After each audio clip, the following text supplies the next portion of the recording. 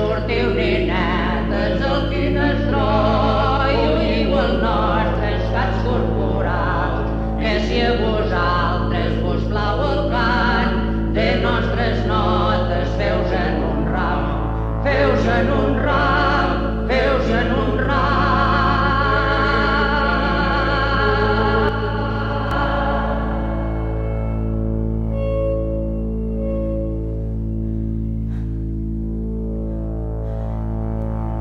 Dret al dintell hi havia un home. Ella, sanglaçada, s'està entolant la taula.